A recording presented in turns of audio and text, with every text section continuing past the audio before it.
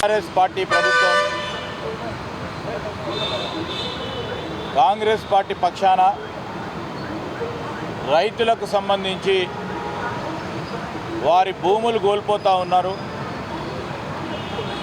అక్రమంగా భూములు లాక్కుంటున్నారని, సరి అయిన ధర ఇవ్వటం లేదని, నష్టపరిహారం రావటం లేదని రైతుల పక్షాన ఆ రోజు ఉమ్మడి కరీంనగర్ జిల్లాకు సంబంధించి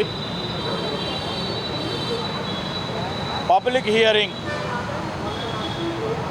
ఆనాడు చేస్తూ ఉన్న సందర్భంలో మేము మా జిల్లా కాంగ్రెస్ అధ్యక్షుడు ఆనాడు మరి ప్రోటోకాల్ చైర్మన్గా ఉన్న వేణుగోపాలరావు గారు, మా బ్లాక్ కాంగ్రెస్ అధ్యక్షులు, మండల కాంగ్రెస్ అధ్యక్షులు, పట్టణ కాంగ్రెస్ అధ్యక్షులు అనేక మంది రైతులకు సంబంధించిన వారి హక్కులను కాపాడాలని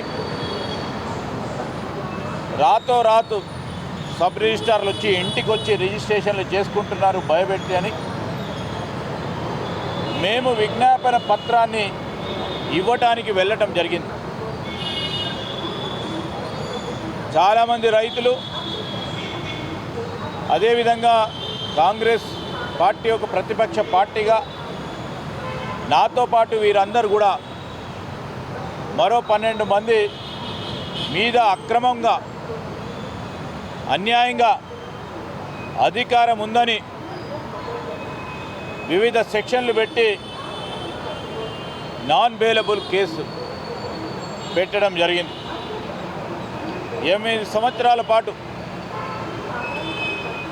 ఈ కేసు నడవడం ఈరోజు స్పెషల్ కోర్టులో గౌరవ న్యాయమూర్తి గారు మరి అనేక సందర్భాల్లో విచారణలు జరిపి ఈరోజు నిర్ణయం చేయడం జరిగింది.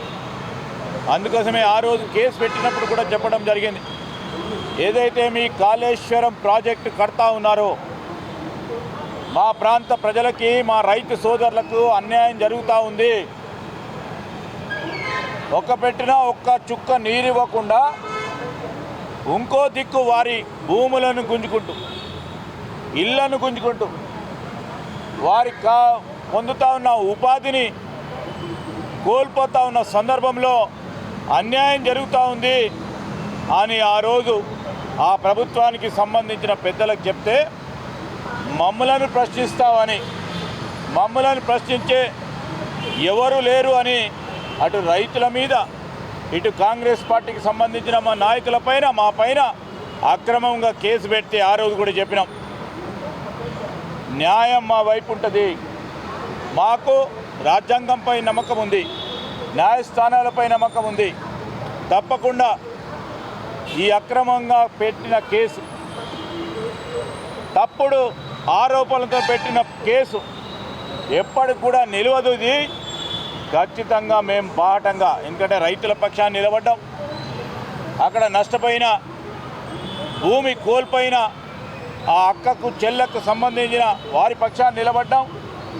ఏదేమైనప్పటికీ వారి పక్షాన న్యాయస్థానం ఏ నిర్ణయం తీసుకున్నా తప్పకుండా దాని పరంగా పోతామని ఆ రోజు చెప్పాం. మాకు న్యాయస్థానాలపైన నమ్మకం, చట్టాలపై నమ్మకం. ఈరోజు మరి పూర్తి స్థాయిలో కేసు అనేక సందర్భాల్లో విచారణ జరిపిన తర్వాత న్యాయమూర్తి గారు కేసును కొట్టివేయటం జరిగింది. ఇది ప్రజా విజయం, ఇది మా రైతుల విజయం, ఇది ఆ పేదవాడి రైతుకు సంబంధించిన ఘోషను విన్నది కోర్టు. లేనిపోని ఆరోపణలు. Subscribe us and press the bell icon for more interesting updates.